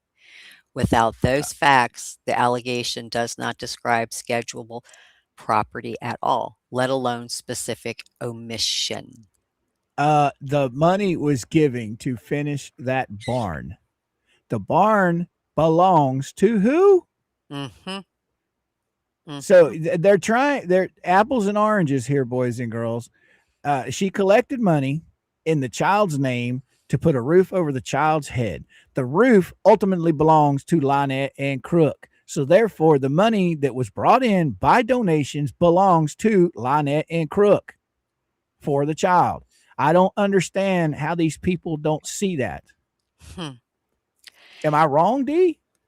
It was it was, if I'm not mistaken, only me specified that the money was for the barn. Matter of fact, oh my goodness, do I have that from yesterday? I bet I do. I bet I do. Dun, Mm-mm-mm. dun, dun, dun, dun, dun, dun. Yes, I do. Let me get this sent to the computer. Oh, let's just go see what only me had to say. Oh my. Oh my. Now I can't remember. I think this is Melissa's screenshot off of Facebook. I'm pretty sure it is. I can't remember. So if it's Melissa or if it's Mark, I apologize. I can't remember who it belongs to.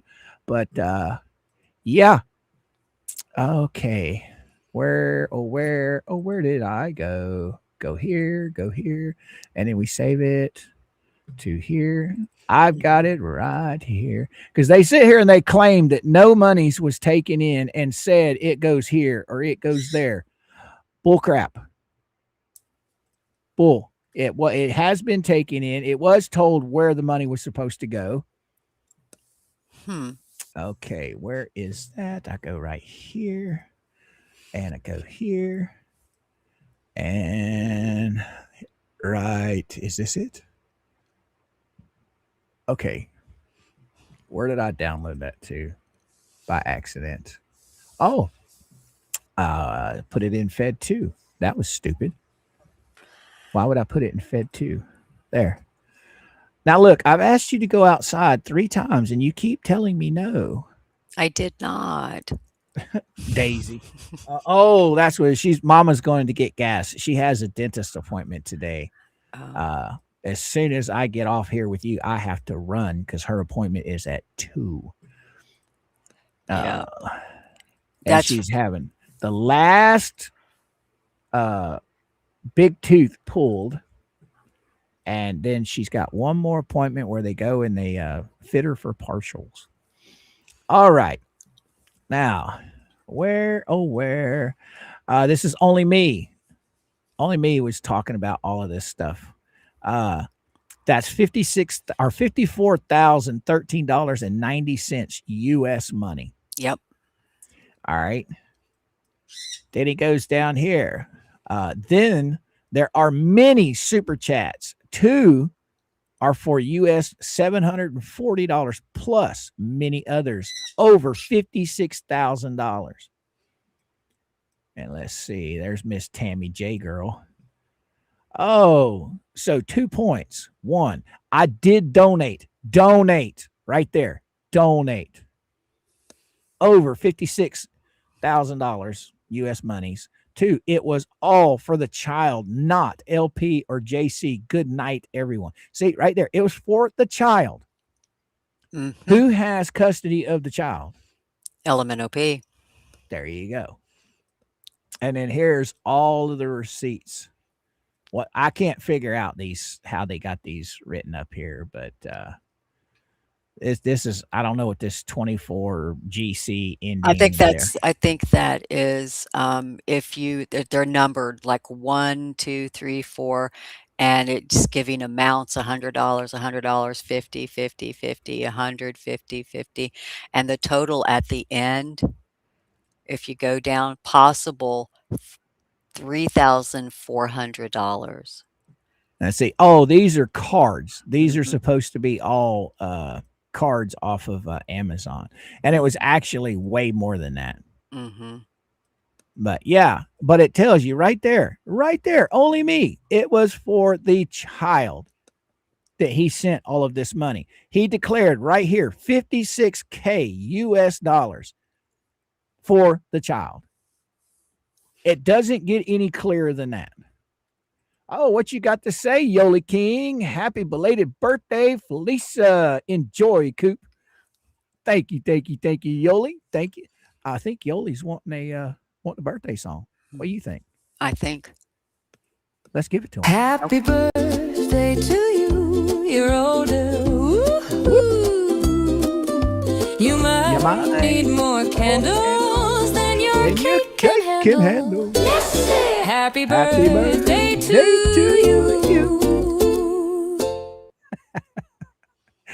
All right. We'll get this one off this. Hold on before you do. Whoop, whoop, whoop. Back up there. Okay. Yeah. It only takes a second because I didn't remove it. I just kind of minimized it. There we go. Okay. All right. Angie Johnson, she stated that only me sent 56 UK pounds for barn, then another 20 for HE playground. Well, he broke it down in there. He put it in USD amounts. So if you go by his words on what he sent, then I would go by USD because he puts it right there over 56K USD. Right. So Yep. Because see, that was a debate a long time ago, and he came out and he clarified that it was 56,000 in United States dollars. right. But yeah, and this is nothing compared to the other stuff. I can't even imagine where I have the other screenshots where he broke it down. He literally broke it down. How many times he sent money, when he sent money, because they were trying to get around that $10,000 IRS hit. Right. Because see, if you get more than $10,000, you're supposed to claim it. If you don't claim it, the government can come in and seize it. So I think that's the reason why they were trying to keep it with under a certain amount. So he had to do several transactions for it. But thank you again, Yoli King. Thank you. Oh, what do we got here? Rob Pate come rolling in. Basically, plaintiff in bankruptcy is the court, not debtors. Who is owed what and what assets owed by bankruptcy. Filler, 2 different entries determined by court. Debtor and creditors determined by court. Thank you so much, Rob Pate. Makes a lot of sense. What you think, D? It does, but it depends on where that is, where they're trying to push that. So, Bridget, I popped in there last night. I said good. I said howdy, ho. How you doing? Happy birthday. And then I was gone. I was there. But thank you so much, Bridget, for the $2 super chat. And thank you so much, Rob. Both of you guys are greatly appreciated. Thank you, my friend. All right. So are we done with this one, or you Yeah. need me to look over it some more? Nope, I'm done with that. I will keep it behind the scenes in case we want to pull it up again. I don't have to Okay. go search for it. Okay. If it did, the allegation does not say how much, from whom, when, or under what circumstances. We just pulled up the who, what, why, where, when it's in house. Right? So that just, Okay, stop. Okay. Why do I keep clicking on stuff? Stop. All right. Where are we at? Are we at Okay. if it did? Yeah, if it did, the allegation does not say how much, from whom, when, or under what circumstances. Only me did. He did say how much, it was from him, and when. He gave dates on one of them too. On one screenshot that's out there, he gave dates on when he sent it. So and Oh, yeah. I think I think everybody has that. I know Tug Yeah. has it.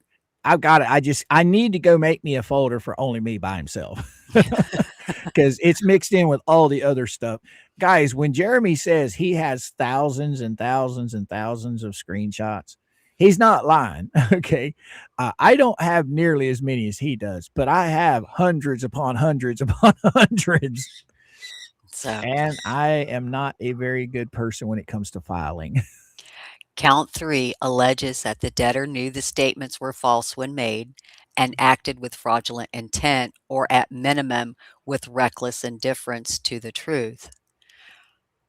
Rule 9b permits intent to be alleged generally, but it does not permit a plaintiff to skip over the predicate factual allegations that makes an inference of intent plausible.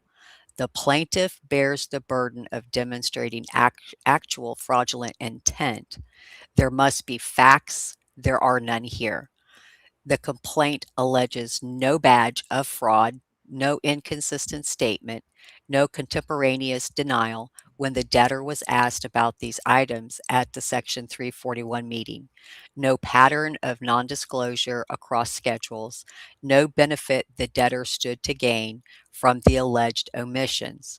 The debtor has, in fact, amended her schedules in this case, including most recently to add 2L and BBB as creditors on Schedule EF.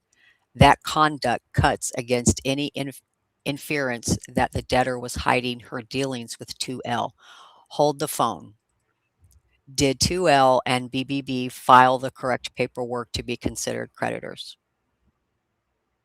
Not yet, not that I know of. Okay. Plaintiff does not address it.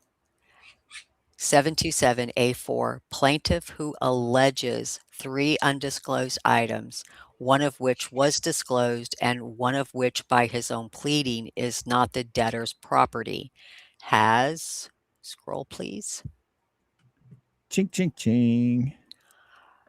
of which was disclosed and one of which by his own pleading is not the debtor's property, has not stated a claim. He has stated a suspicion. Recognize that honest mistake cannot support denial of discharge. So they're calling all of this an honest mistake. They're calling all of it, oops, I forgot. They're calling it a oops. Okay. All right. 966 F2D at 178 and Rule 9B requires a plaintiff to allege facts, ruling out that explanation not merely to incant the words knowingly and fraudulently. Hold on just a second, D. There you go. Okay, I want that left up at the top there. Okay. 3 counts 2 and 3 are duplicate. Counts 2 and 3 rely on the same paragraphs of the complaint, allege the same 3 asset categories as the basis for relief, and seek judgment denying the debtor's discharge. The only nominal difference is that count 2's caption invokes 727A2, while count 3's caption invokes 727A4A. Count 2's prayer for relief discusses above, ask for a judgment under 727A4 and not under A2. The 2 counts therefore plead the same theory on the same facts. If either count survives, the other should be dismissed as a duplicate. The Ohio Stalking Protection Order and the pending federal cases cannot save counts 2 or 3. Oh, she can file on behalf of things that are going to happen in the future, maybe, maybe not, but he can't. Apparently. Mm, mm. Plaintiff appears to anticipate that the court will be moved by the references in the complaint to 2 Ohio civil protection orders and 2 pending federal civil actions. Those references have no bearing on counts 2 or 3. Okay, But anticipate. Isn't that what she did when she filed the bankruptcy? yes, she anticipated that she would be held liable. Yep. On all these creditors, she's claiming that most of them don't owe her or she doesn't owe any money to. So she's anticipating money down the road, either owed or gained.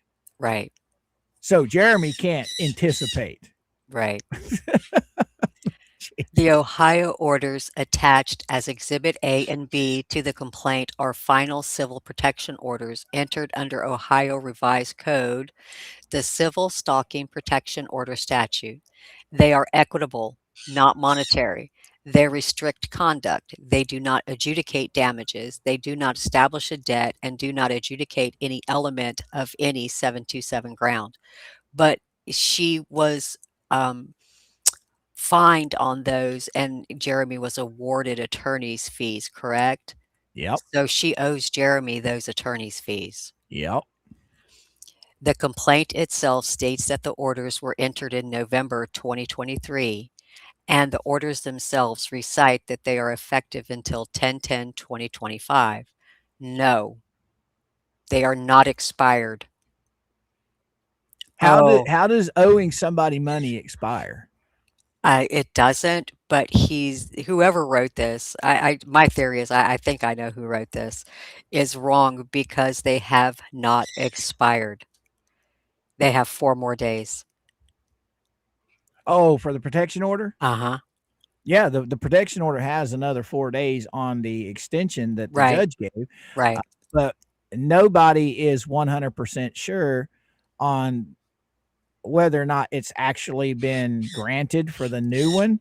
I'm pretty sure that it has. If it hadn't, it would be all over the interwebs, Yes, it would. you know, because I'll guarantee you, if the judge would have handed down a ruling saying that Jeremy wasn't getting the extended 5 years, it would have been on the very first live stream after court.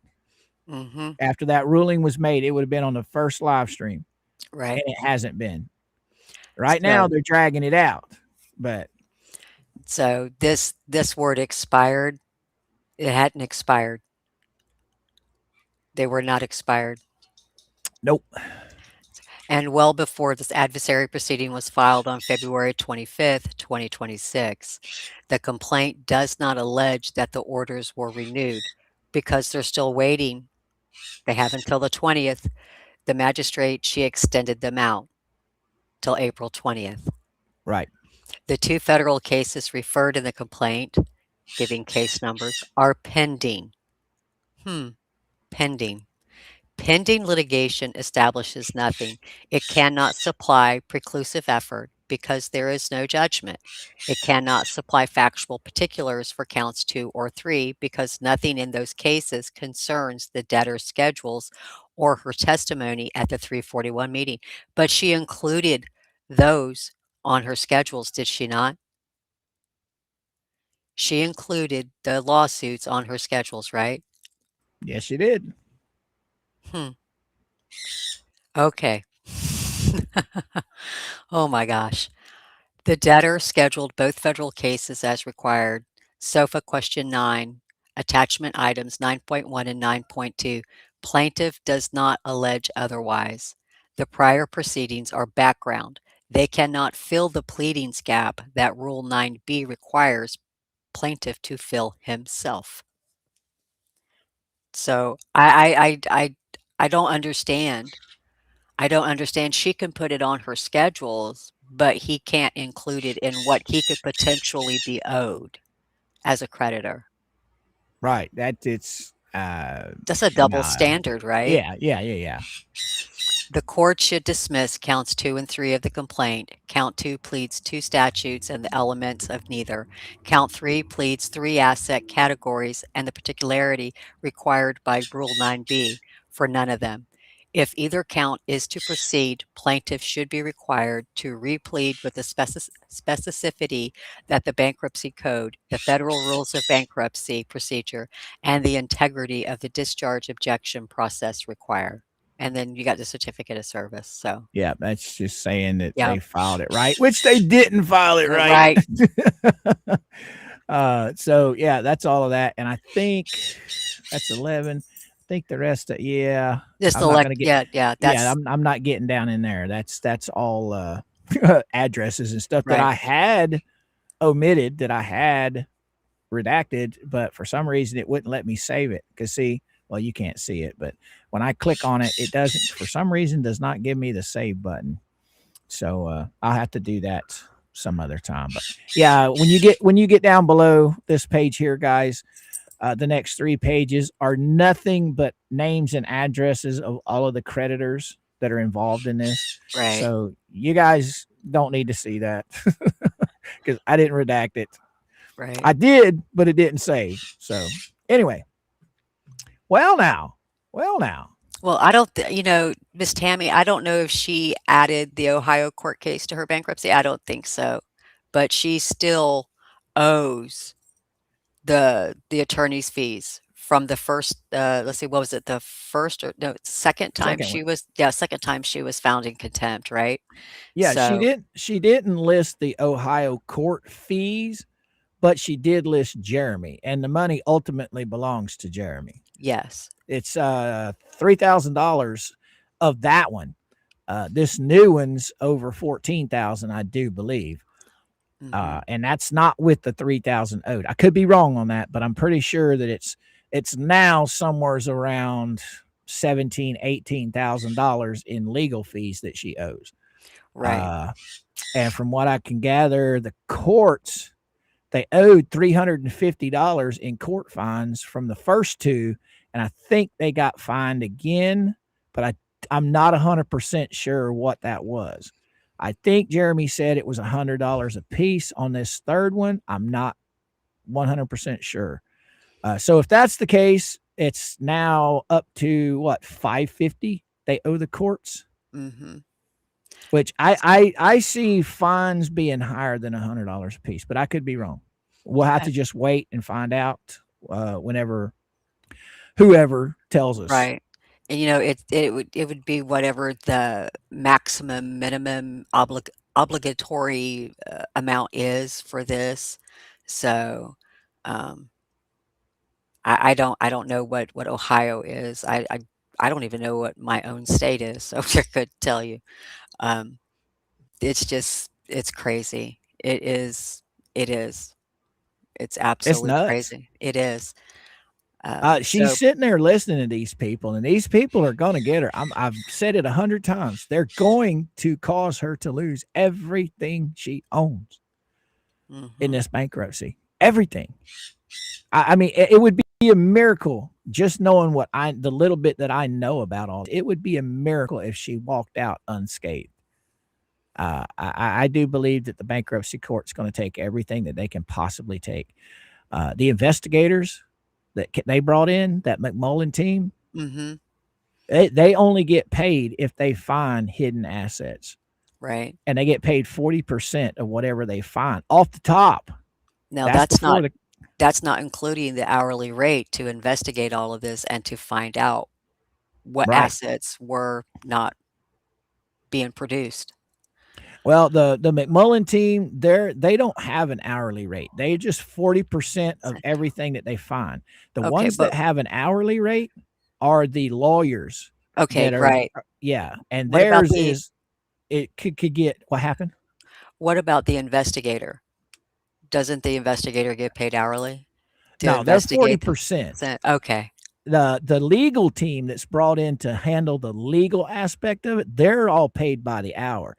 And I think it was like $750 if they just had one lawyer, one clerk, and one what do they call that? The person that helps the lawyers, paralegal. The clerks. Yeah. They put in there. The lawyer was X amount of dollars, a paralegal was X amount of dollars, and a clerk was X amount of dollars. Well, we all know that there's going to be more than one lawyer. Right. There's going to be more than one clerk, and there's going to be more than one paralegal. So that right there alone could get up there in the tens of thousands of dollars. So, and she will be on the hook for all of that. Yep. So, that's you're looking at thousands of more dollars being tacked onto it. Well, think about it. The legal team, if for some reason they just dismiss it and they don't give her debtor's relief, she'll be financially responsible for paying the lawyers. But if they give her relief, I'm pretty sure that the lawyer's fees and the McMullen, the investigator's fees, will come off the top. and then all of the creditors will get the remaining money. Right. Because they're a priority, so they take top priority Right. over any creditor. So now if this gets dismissed and she doesn't get relief, well, then the investigators, the McMullen team, and then the lawyers team, then they go after her for the money they owe her that they found in assets and that they spent legally. So it's going to be nasty. It's going to be nasty. It really is. Mm-hmm.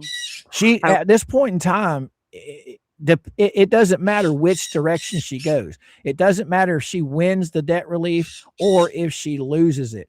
She's going to be hurting financially no matter what. Exactly. And that's the problem. That's a big problem, because why?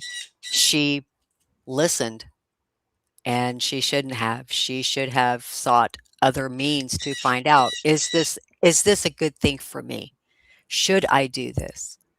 But she took everybody's word on it because she thought that she would get out of having to owe money, and it would clear her and absolve her of any wrongdoing to owe any money. Now, guys, I apologize. Tickles is going nuts because Mama ran to go get gas while we were on stream. So Tickles is mad right now. As soon as Mama gets back in the house, she will calm down. But we're fixing to head out because I have to go do Mama's dental stuff. All right. So you want to plug anything today? Just everybody have a wonderful rest of your day, your evening, your afternoon, your morning, wherever you're at. And this is a crazy ride right here. All of this is. Let me pull something up real quick before we head out. This is in Fedio 2. Come here. It's 182. Bam, bam, bam, bam, bam, bam. Okay. And then we go over here and we add this. I love this, that we can add more than one window now. Used to that we couldn't. But now, guys, tomorrow, this is what we will be going over tomorrow. As you can see, it's a brand new filing. It came out today. It's 182. You guys make sure and check out Tug and Megan tonight, because I guarantee they will probably be going over this. Jeremy has filed a motion in Fed 2. Okay. Plaintiff's motion for leave to file third amended complaint. So we will be getting into this tomorrow. Right, Dee? Absolutely. So you guys keep your eyes out and open, ears open. Did you get through giving your pitch? Yes, I did. All right, guys and gals, you all know I'm on Monday through Friday from 11 to around 1 Eastern Standard Time. Thank you all for showing up and hanging out with me and Dee today. It's been a wonderful ride. We've learned a lot, I think, Dee. Yeah, that whole thing was crazy. Or we've scratched our head a lot. That too. And with that being said, guys and gals, thank you all for the super chats and the memberships. It is greatly appreciated. And we will catch you guys first thing in the morning. So until then, have a safe and wonderful day. Bye, everybody. All right, y'all. That's a wrap for today. MrCoop in the house, keeping the good vibes on replay. The mic was hot, the laughs were loud. Talk time.